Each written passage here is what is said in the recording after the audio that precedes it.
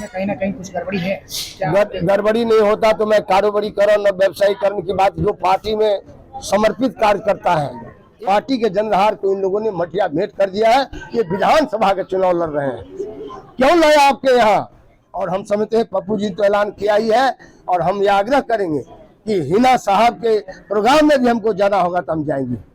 मैं हृदय से देवेंद्र बाबू का, राष्ट्रीय जनता दल के पूर्णिया जिला के सभी पदाधिकारी का, सुनायन बाबू का, अमन का, सबको हृदय से मैं अंतःकरण से धन्यवाद देता हूं कि आपने इस संकट के घड़ी, जब सबने दिल्ली पटना हमको छोड़ दिया और आप लोग जिस तरीके से बच्चे की तरह गले लगाए, यह मैं इस जीवन में एक बड़ी महाभारत की लड़ाई की सूत्रपात एक नियति ने बनाई है, उसको अंतिम तक ले जाएंगे। नमस्कार, मैं हूं देवांशु, आप देख रहे हैं न्यूज़ एक्सप्रेस। लालू प्रसाद यादव और तेजस्वी यादव को पूर्णिया में बड़ा झटका जो है वो लगा है। आरजेडी के राष्ट्रीय उपाध्यक्ष सह पूर्व केंद्रीय मंत्री देवेंद्र यादव ने आज जो है वो पप्पू यादव के साथ पूर्णिया में प्रेस कॉन्फ्रेंस किया। ये तस्वीरें हम आपको दिखा रहे हैं, जहां पर एक तरफ आपको पप्पू यादव नजर आ रहे हैं तो उनके बगल में बैठे देवेंद्र यादव जो हैं वो नजर आ रहे हैं। आरजेडी के कद्दावर नेताओं में से एक हैं देवेंद्र यादव, और बीते दिनों लालू प्रसाद यादव को उन्होंने बैक टू बैक कई चिट्ठियां जो हैं वो लिखी थी और आरोप लगाया था तब कि राजद में जो है वो टिकट जो है वो बेचा जो है वो जा रहा है। और आज उन्होंने खुले तौर पर जो है वो कलई खोल दी आरजेडी की, और ये कहा कि आरजेडी वाले तो चुनाव लड़ ही नहीं रहे हैं, आखिर क्यों?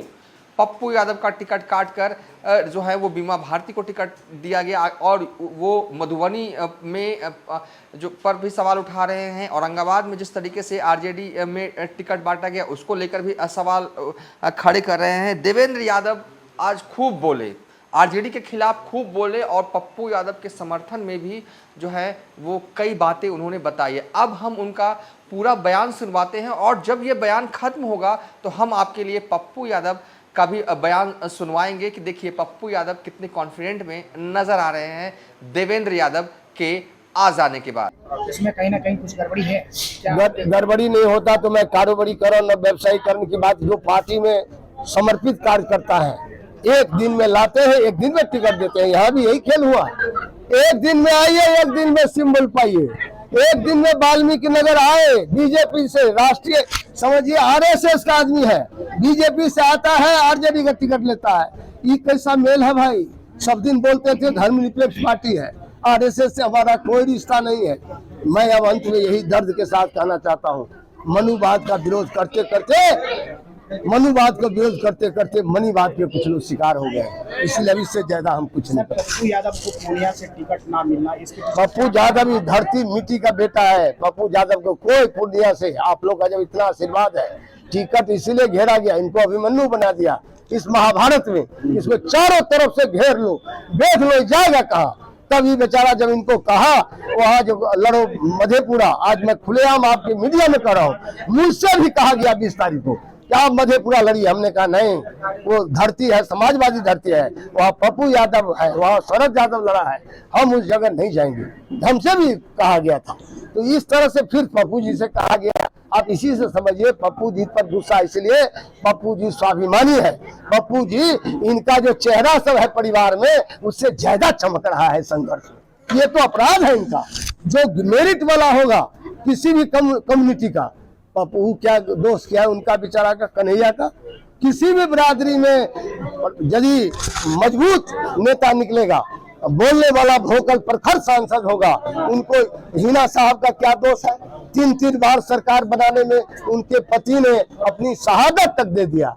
आज हिना साहब का हालत देख लीजिए, माइनॉरिटी को 2 टिकट बंटवारे में आप गलती की बात करते हैं तो सीधा दिखाई दे रहा है, प्रिंट है, पारदर्शिता है कि 2 टिकट देगा माइनॉरिटी का। जनाधार का कहते हैं सबसे बड़ा हमारा है, माइनॉरिटी है, 1 मिनट छोटा नहीं। आप मधुआ मजदूर समझ लिए हैं अल्पसंख्यक को, क्या अल्पसंख्यक आपका बंधुआ मजदूर है? हिस्सा नहीं दीजिएगा, अब वोट दिलवा दीजिएगा। इस बार पता चल जाएगा, लोग फैसला कर रहा है, पप्पू के साथ तो सब लोग एकजुट है, हाँ एकजुट है सब। लेकिन हम ये कहना चाहते हैं बिहार में और सीटों पर लोग विचार कर रहा है, और हम समझते हैं पप्पू जी तो ऐलान किया ही है, और हम ये आग्रह करेंगे कि हिना साहब के प्रोग्राम में भी हमको जाना होगा तो हम जाएंगे। एक है सीमांचल तो एक है उधर, कहीं भी हम लोग छोड़ेंगे नहीं, क्योंकि हम लोग जनता की आवाज को समझ रहे हैं, हकीकत क्या है धरती पर। इसीलिए आप कहते हैं गड़बड़ी, एक गड़बड़ी हो तब तो बताए हम। आरएसएस के लोग आरजेडी से टिकट ले लेता है, भाजपा से, क्या प्रचलन है। यह जो बड़ी पार्टी है इंतजार कर रहे हैं।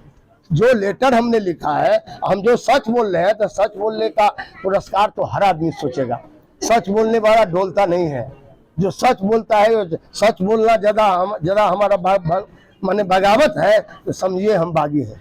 सच बोलना, हम सच बोल रहे हैं। पार्टी के अंदर, पार्टी के जनरहार को इन लोगों ने मटिया भेंट कर दिया है। ये विधानसभा के चुनाव लड़ रहे हैं। क्यों लाया आपके यहाँ? पूर्णिया में कहाँ से आया उम्मीदवार? आरजेडी में थी क्या कभी?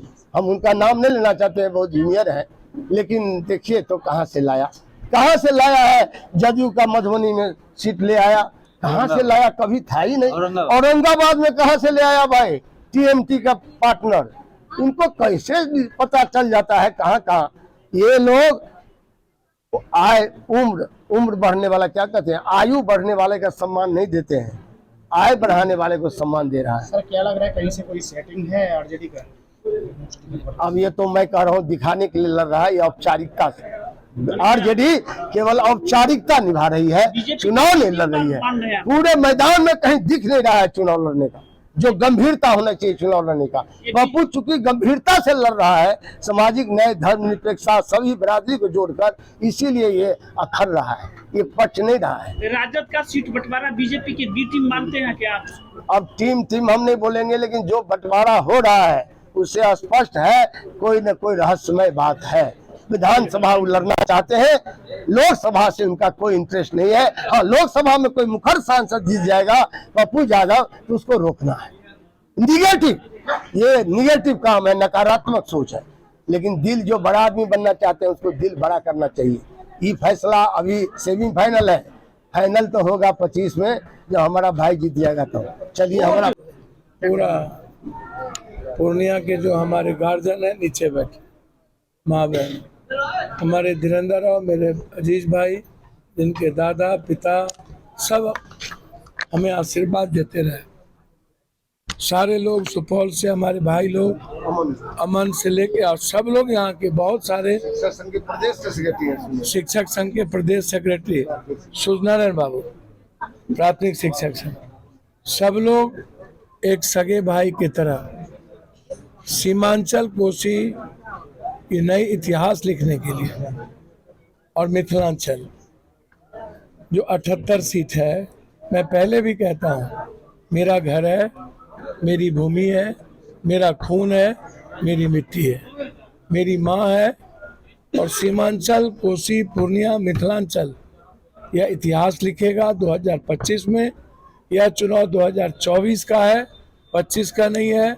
मैं हाथ जोड़कर आज भी आग्रह करता हूं कि हम लोग मिलकर निर्णय लें। गलत लोगों के हाथ में जो बची कुची सीट है नहीं जाने दें। जो तीसरे, चौथे, पांचवें, छठे चरण का सीट है उस पर लालू यादव जी पुनर्विचार करें, कांग्रेस का रेस्पेक्ट करें, कांग्रेस को बड़ा भाई माने। और जहां तक इनका सानिध्य और आशीर्वाद का सवाल है, मैं हृदय से देवेंद्र बाबू का, राष्ट्रीय जनता दल के पूर्णिया जिला के सभी पदाधिकारी का, सूर्यनारायण बाबू का, अमन का, सबको हृदय से मैं अंतःकरण से धन्यवाद देता हूं कि आपने इस संकट के घड़ी, जब सबने दिल्ली पटना हमको छोड़ दिया, और आप लोग जिस तरीके से बच्चे की तरह गले लगाए, या मैं इस जीवन में एक बड़ी महाभारत की लड़ाई की सूत्रपात एक नियति ने बनाई है, उसको अंतिम तक ले जाएंगे।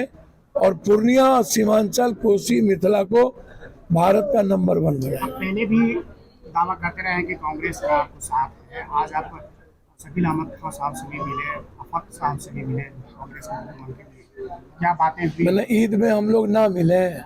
देवेंद्र बाबू रिश्तेदार नहीं है मेरे, क्या करे, आशीर्वाद नहीं ले। चुनाव के समय में तो देवेंद्र राव का बड़प्पन है कि इन्होंने छोटे भाई की तरह हमको आशीर्वाद दे दिया, हमें एक ताकत मिली। हम अशफाक करीम साहब से भी आशीर्वाद मांगे हैं, उनके पीठ में भी छुरा भोंका, खंजर भोंका। और आज शकील साहब से ईद के मौके पर उनके घर पर मुलाकात हुई, तो मिलेंगे दो नेता। वो बड़े नेता हैं, कांग्रेस के सीएलपी के लीडर हैं, बिहार के विधायक दल के सीएलपी के नेता हैं, तो निश्चित रूप से उनका स्नेह हम क्यों नहीं लेना चाहेंगे। अभी मिलेगा आशीर्वाद मिला अफाक सर? बाबू को जी आशीर्वाद मिला? तो सर आशीर्वाद तो हमको मिलता ही है। अफाक बाबू का परिवार मेरा परिवार है और हम दोनों परिवार एक है। शकील साहब और हम दोनों फैमिली एक है, तो परिवार से तो आशीर्वाद मिलेगा ही ना। पार्टी क्या करेगी वो तो हम नहीं जानते हैं, लेकिन शकील साहब और अफाक बाबू से, अफाक बाबू के परिवार से मुझे आशीर्वाद प्राप्त है, प्राप्त रहेगा।